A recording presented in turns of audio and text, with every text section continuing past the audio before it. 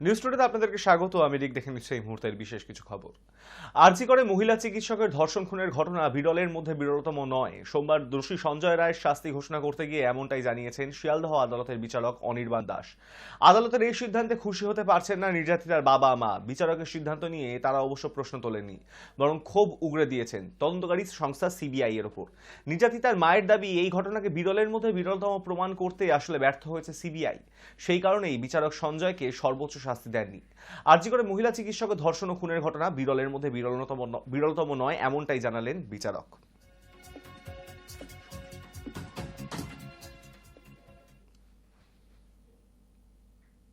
Park circus স্টেশনের কাছে একটি কারখানায় আগুন, আতঙ্ক ছড়ালো এলাকায়। ঘটনাস্থলে পৌঁছয় দমকলের অন্তত 14টি ইঞ্জিন। তবে ঘিঞ্জি এলাকায় আগুন নেভাতে বেগ পেতে হয় দমকলকে। বেশ খানিকটা দূর থেকে এই পাইপের মাধ্যমে জল দেওয়া হয়। স্থানীয় সূত্রে জানা গিয়েছে, যেখানে আগুন লেগেছে সেটি একটি চারমাটার কারখানা। তবে কিভাবে সেখানে আগুন লাগলো তা এখনো স্পষ্ট নয়। বিকেল 4টে নাগাদ হঠাৎই কারখানা থেকে কালো ধোঁয়া বেরিয়ে আসতে দেখা যায়। মুহূর্তের মধ্যেই কালো ধোঁয়ায় ঢেকে যায় চারপাশ।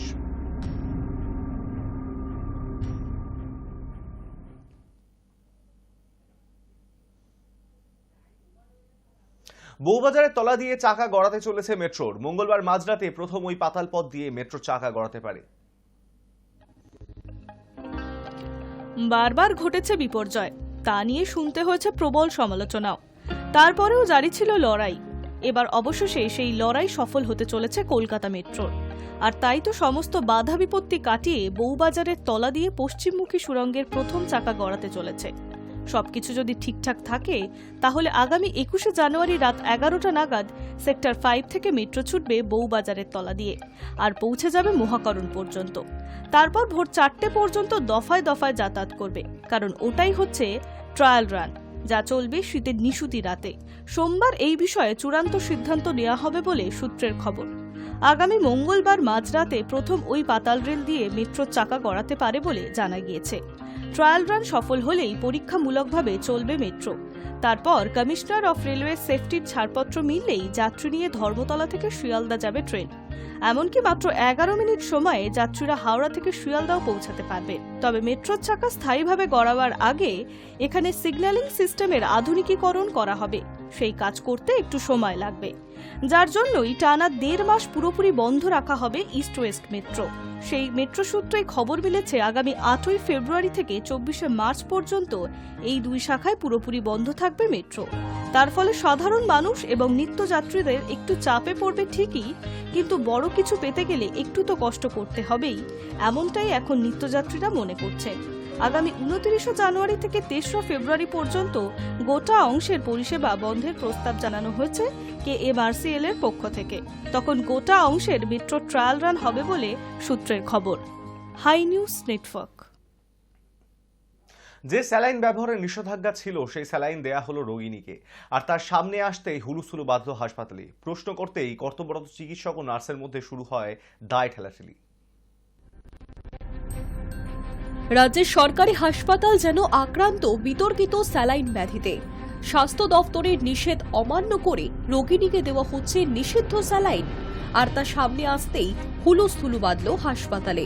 মেদিনীপুর মেডিকেলে এক প্রসূতির মৃত্যু এবং 4 প্রসূতির অসুস্থ হয়ে পড়ার ঘটনায় প্রশ্নের মুখে পড়েছে পশ্চিমবঙ্গ ফার্মাসিউটিক্যাল নামক একটি সংস্থার রিঙ্গাস ল্যাকটেট স্যালাইন। বিতর্কের আবহে স্বাস্থ্য দপ্তর সেই স্যালাইনকেই নিষিদ্ধ ঘোষণা করার পরেও তা ব্যবহার করা হচ্ছে বলে অভিযোগ উঠল নদিয়ার পলাশীপাড়ার প্রীতিময়ী গ্রামীণ স্বাস্থ্য কেন্দ্রে। ফলে স্বাভাবিকভাবেই প্রশ্ন উঠেছে রোগীদের সুরক্ষা নিয়ে। রহিমা খাতুন নামে ওই রোগিণীকে দেওয়া হচ্ছিল পশ্চিমবঙ্গ ফার্মাসিউটিক্যালের তৈরি এই স্যালাইন। তা নজরে আসতেই শুরু হয় শোরগোল। প্রশ্ন করতেই কর্তব্যরত চিকিৎসক ও নার্সের মধ্যে শুরু হয় দায় ঠেলাঠেলি। আপনি স্যালাইনটা খুললেন কেন? আপনি কি কারণে স্যালাইনটা খুললেন বলুন? এখন বিএমএসকে ফোন করেছি, বিএমএস অর্ডার দিয়ে, তবে সরকারি অর্ডার যদি থাকে খুলে দেবো। অর্ডার আসেনি, তাহলে আপনি খুললেন কেন? অর্ডার আসেনি, খুললেন কেন? বিএমএস সঙ্গে কথা বলে, আমি তো বলছি তো আমি অর্ডার নেই, আমি অর্ডার দেইনি, দিয়ে ফেলেছেন খুলবো। ডাক্তারবাবু তো লেখেনি, আপনি দিলেন কিভাবে রোগীকে? আমি ডাক্তারকে জিজ্ঞাসা করেই দিয়েছি। উনি ভার্বালি বলেছেন ওখানে রিটিন নেই, উনি বলেছেন বলে দেয়া হয়েছে। উনি বলেছেন, আমি দিতে বলেনি। নিষিদ্ধ করার পরে আপনি দিলেন কিভাবে? আপনি বলুন, দিলেন কিভাবে? আর দায় ঠেলাঠেলির মাঝে পড়ে বিভ্রান্ত হয়ে যায় রোগিণীর পরিবার। এটা আপনার দোষ বলছি না, আপনার বিনা অনুমতিতে কিসের জন্য নার্স দেবে ওই স্যালাইনটা? ওটা একটা বন্ধ, আরেকটা যেটা গন্ডগোল ছিল সেটা বন্ধ করেছে, আর একটা ছিল সেটা চলতে হবে। একটা ছোট স্যালাইন দিলেন, তারপর একটা বড় স্যালাইন দিলেন। বিএমএস কি অর্ডার দিয়েছে? রবিবার গোপীনাথপুর এলাকার বাসিন্দা রহিমা খাতুন প্রীতিময় গ্রামীণ স্বাস্থ্য কেন্দ্রে ভর্তি হয়েছিলেন। পরিবারের অভিযোগ, সেই সময় তাকে ওই নিষিদ্ধ স্যালাইন দেওয়া হয়। এরপরেই বিষয়টি নার্সদের কাছে জানতে চান রোগীর আত্মীয়রা। জবাবে নার্স জানান চিকিৎসকই ওই স্যালাইন ব্যবহার করতে বলেছিলেন। পরিবারের দাবি, পরে চিকিৎসকের কাছে বিষয়টি জানতে গেলে তিনি সে কথা অস্বীকার করেন। শেষ পর্যন্ত ওই রোগিণীকে স্যালাইন দেওয়া বন্ধ করে দেওয়া হয়। উল্লেখ্য, গত 11 জানুয়ারি স্বাস্থ্য দফতরের এক নির্দেশিকায় বলা হয়, রিঙ্গাস ল্যাক্টের বিতর্কে যতদিন না তদন্ত শেষ হচ্ছে এবং ল্যাব টেস্টের রিপোর্ট আসছে, ততক্ষণ পশ্চিমবঙ্গ ফার্মাসিউটিক্যালের তৈরি কোনো ফ্লুইড ব্যবহার করা যাবে না। Hi news network. পূর্ব মেদিনীপুরের কাঁথিতে যুবককে খুন। কাঁথির 5 নম্বর ওয়ার্ডের ঘটনা। স্থানীয় ক্লাবের বাৎসরিক অনুষ্ঠান চলাকালীন এক যুবককে কুপিয়ে খুন করা হয়েছে বলেই জানা গিয়েছে। এই ঘটনায় দুষ্কৃতীকে গ্রেপ্তার করেছে পুলিশ। দুষ্কৃতীর নাম সৌরভ দাস। কী কারণে খুন করেছে তা খতিয়ে দেখছে পুলিশ।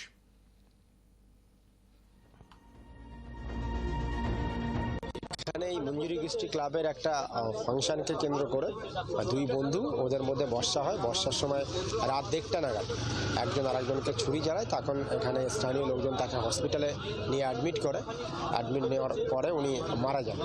যিনি অ্যাকিউজড আছেন ওনার নাম সৌরভ দাস। ওনাকে আমরা অলরেডি অ্যারেস্ট করেছি, লিগ্যাল অ্যাকশন টেকেন। যিনি ডিসিজ আছে তিনি এখন হসপিটালেই আছেন। আর এখানে বাকি পার্টগুলো আমরা খতিয়ে দিচ্ছি।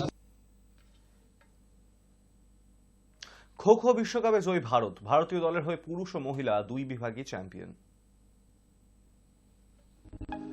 উদ্বোধনী খো খো বিশ্বকাপে জয় জয়কার ভারতের। পুরুষ ও মহিলা দুই বিভাগেই চ্যাম্পিয়ন হয়েছে ভারতীয় দল। নয়াদিল্লিতে রবিবার মেয়েদের বিভাগে ভারত ৭৮-৮০ ফলে হারায় নেপালকে। অধিনায়ক প্রিয়াঙ্কা ইংলে দুরন্ত ছন্দে ছিলেন, যার সাহায্যে মেয়েরা দ্রুত ৩৪ পয়েন্ট তুলে নেয়। সেখানেই নেপালের ম্যাচে ফেরার আশা শেষ হয়ে যায়। ফাইনালে ওঠার পথে মেয়েরা গ্রুপ পর্বে দাপটে হারায় দক্ষিণ কোরিয়া, ইরান, মালয়েশিয়াকে। এরপরে ভারত কোয়ার্টার ফাইনালে বাংলাদেশকে ও সেমিফাইনালে জয় পায় দক্ষিণ আফ্রিকার বিরুদ্ধে। পুরুষদের বিভাগেও বিপক্ষে ছিল নেপাল। বিশ্বকাপের প্রথম ম্যাচেই নেপালকে হারিয়েছিল ভারত। ফাইনালেও সেই দাপট ধরে রেখে ভারত ৫৬-৩৬ পয়েন্টে জয় পায়। একসময় ২৬-০ পয়েন্টে এগিয়ে ছিল ভারত।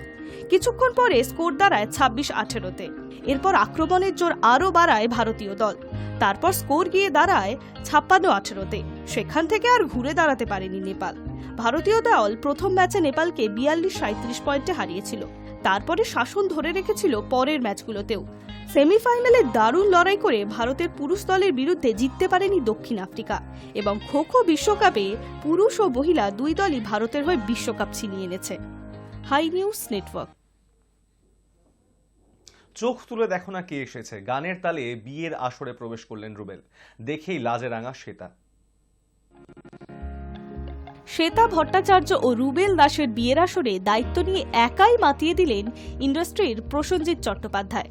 না, তিনি বিয়েতে আসতে পারেননি, কিন্তু তার সিগনেচার গান চোখ তুলে দেখো না কে এসেছে এর তালে নাচতে নাচতে বিয়ের আসরে পা রেখেছেন স্বয়ং বর। সোলার টুপি লোহার হবে কিনা সে ভাবনায় ভাবিত নন রুবেল। রুবেল নিজেও নেচেছেন এবং বাকিদেরও নাচিয়েছেন। পরনে সোনালি সুতোর কাজ করা ডিজাইনার সাদা ধুতি, অঙ্গরাখা পাঞ্জাবি, সঙ্গে মাথায় ছিল টোপর, গলায় গোলাপি সাদা গোলাপের মোটা মালা। এদিনে রুবেলের যেন অন্যরকম রূপ বেরিয়ে এসেছিল। লাল বেনারসি, সারা গায়ে সোনালি বুটির কাজ, সোনার গয়না, ঘরোয়া ভঙ্গিতে সেজে উঠেছে শ্বেতা।